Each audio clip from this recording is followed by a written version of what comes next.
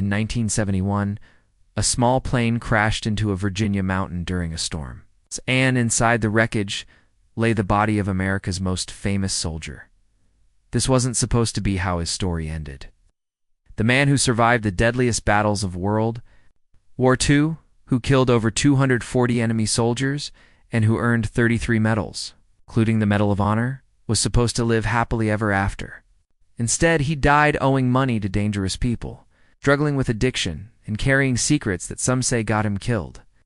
This hero was Audie Murphy, and what you're about to learn will change everything you thought you knew about the American dream. Audie Murphy's story is nothing like what they taught you in school. Born in 1925 in rural Texas, Audie wasn't your typical American hero. His family was dirt poor, the kind of poverty where you hunt rabbits just to eat dinner. His father abandoned the family when Audie was young, leaving him to take care of his mother and younger siblings. When his mother died of illness, 16-year-old Audie became the head of the household. He dropped out of school in 5th grade to work full-time, earning $1 a day picking cotton in the scorching Texas heat. When Pearl Harbor was attacked in 1941, every young man in America wanted to fight. But when Audie tried to enlist, the military laughed at him. The Navy said no, and the Marines rejected him outright. Why? He was 5 feet 5 inches tall and weighed only 112 pounds. He looked like a strong wind could knock him over. But Audie Murphy had something that size couldn't measure: pure determination. He lied about his age, adding a year to make himself old enough for military service. And he kept trying until the Army finally accepted him in 1942. That small lie would change military history forever. What happened next sounds impossible, but it's all documented fact. Murphy was sent to Europe with the 3rd Infantry Division. He fought in Sicily, Italy, France, and Germany. But unlike other soldiers who tried to survive, Murphy seemed to have a death wish.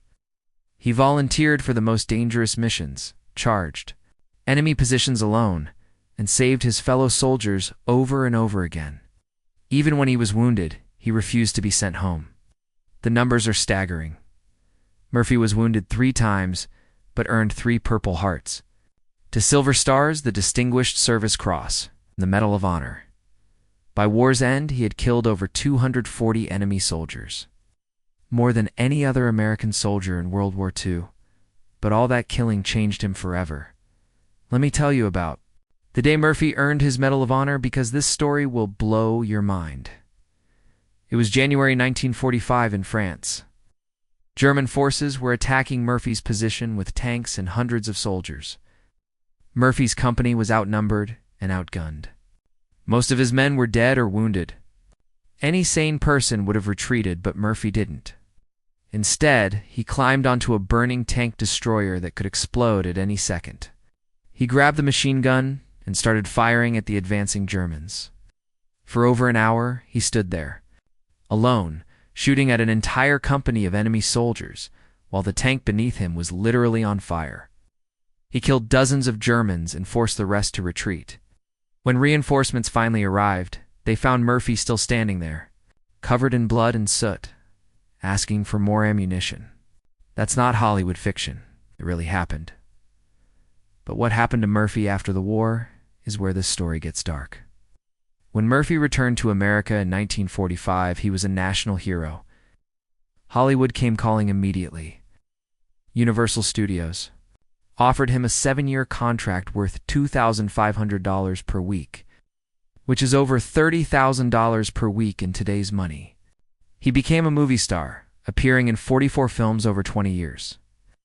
His biggest hit was To Hell and Back, the movie version of his own war story. And it was Universal's biggest moneymaker until Jaws came out 20 years later. Behind the glamorous Hollywood lifestyle, Murphy was falling apart. He couldn't sleep without nightmares. He heard gunfire that wasn't there. And he carried a loaded gun under his pillow every night for years. He would wake up in cold sweats, sometimes attacking his own wife, thinking she was an enemy soldier. Today, we call this PTSD, but in the 1950s, nobody understood what was happening to him. Murphy tried to get help. He spoke to doctors, psychiatrists, anyone who would listen, but the medical community didn't know how to treat combat trauma. So Murphy did what millions of veterans do. He self-medicated. He started taking sleeping pills to stop the nightmares, then pain pills for his war injuries, then more pills just to get through the day. Before long, America's greatest war hero was addicted to prescription drugs. The pills made everything worse. Murphy became moody and unpredictable. His first marriage to actress Wanda Hendricks fell apart after less than 2 years. They fought constantly. She accused him of violence and infidelity, and he accused her of the same things. The Hollywood press covered it up to protect both their careers. But people close to them knew the truth. Murphy was struggling with demons that no amount of fame or money could fix. His second marriage to Pamela Archer was more stable, and they had 2 sons together. But Murphy's problems were getting worse, not better. He was spending money faster than he made it, invested in failed business ventures, loaned money too. Friends who never paid him back, and bought expensive horses that couldn't win races. By the 1960s, the man who had earned millions as a movie star was running out of money. That's when Murphy made the biggest mistake of his life. He started gambling.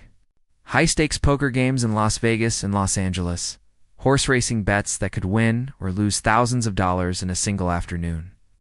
Murphy thought his luck in war would carry over to gambling, but he was wrong. The gambling losses mounted up quickly. Tens of thousands of dollars disappeared in bad bets. Murphy borrowed money to cover his losses, then lost that money too. Soon, he owed serious cash to serious people, the kind of people who don't care if you're a war hero when it's time to collect. This is where Murphy's story takes a sinister turn. In his final years, he was seen regularly at poker games with known organized crime figures. These weren't friendly neighborhood card games. These were high-stakes operations run by dangerous people who broke legs first and asked questions later. Murphy was in over his head, but he couldn't stop gambling long enough to climb out of the hole he had dug. Friends and family tried to intervene. They begged Murphy to get help for his addictions and stay away from the gambling scene. But Murphy had survived impossible odds in war by refusing to back down from any fight. Unfortunately, that same stubbornness was destroying his civilian life. He couldn't admit he had a problem, and he couldn't ask for help. On May 28, 1971, Murphy boarded a small private plane for a business trip to Virginia. He was trying to put together a deal that would solve his money problems once and for all. The weather was bad. Fog and rain made flying dangerous. But Murphy needed this deal to work, so he insisted they fly anyway. The plane never made it to its destination. It crashed into Brush Mountain near Roanoke, Virginia, killing Murphy and 5 other people on board. The official cause was pilot error in bad weather conditions. The pilot tried to land in conditions that were too dangerous and crashed into the trees. But almost immediately, questions arose about Murphy's death. Why was he flying in such bad weather? Who was he meeting in Virginia? Is this really an accident, or was it something more sinister? Conspiracy theories started right away. Some people claimed Murphy was murdered because of his gambling debts. Others said he knew too much about organized crime activities and had to be silenced. A few even suggested that the government killed him because his advocacy for veterans' rights was becoming too troublesome. Here's what we know for certain. Murphy owed significant money to some very dangerous people. He had been receiving threats about his debts. Several witnesses reported that Murphy seemed scared and paranoid in the weeks before his death, and he told friends he was worried about his safety. The business trip to Virginia was secretive. Even his family didn't know exactly what the meeting was about. But here's the uncomfortable truth that nobody wants to talk about. Whether Murphy was murdered or died in an accident doesn't really matter. The real scandal is that America let its greatest war hero fall so far that either explanation seems possible. Think about this for a minute.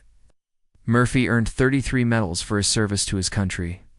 He risked his life hundreds of times to protect his fellow soldiers. He killed more enemy fighters than any other American in World War II. And how did America repay him? We made him famous, took his money, ignored his mental health problems, and let him spiral into addiction and debt. Murphy tried to tell people what was happening to him. He spoke publicly about combat stress and nightmares. He testified before Congress about the need for better mental health services for veterans. He warned that thousands of soldiers were coming home with invisible wounds that nobody understood how to treat. But America wasn't ready to hear that message. We wanted our heroes to be perfect, not human. The tragedy of Audie Murphy isn't just that he died young and broke, it's that his death was completely preventable. With proper treatment for his PTSD, he might never have become addicted to pills. With better financial advice, he might not have lost his fortune on bad investments. With intervention for his gambling addiction, he might not have gotten involved with dangerous criminals. Instead, we turned Murphy into a Hollywood myth and ignored the real person who was crying out for help. We celebrated his war heroics while ignoring his post-war struggles. We profited from his fame while abandoning him to fight his demons alone. Murphy's story is still relevant today because we're still failing our veterans in the same ways. Every day, 22 American veterans take their own lives. Thousands more struggle with PTSD, addiction, and homelessness. We thank them for their service, then ignore them when they need help the most.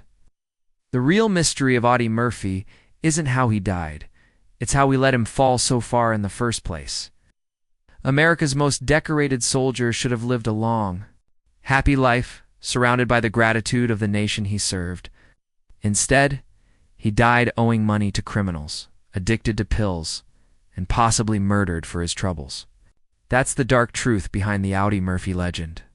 The boy from Texas, who became America's greatest warrior, never found peace after the war ended. His invisible wounds were just as real as the physical ones, but nobody knew how to heal them. His story should serve as a warning about how we treat our heroes and a reminder that fame and medals can't cure the human cost of war. The next time you see a veteran struggling with addiction, homelessness, or mental health issues, remember Audie Murphy. Remember that heroism in war doesn't guarantee happiness and peace. And remember that our obligations to those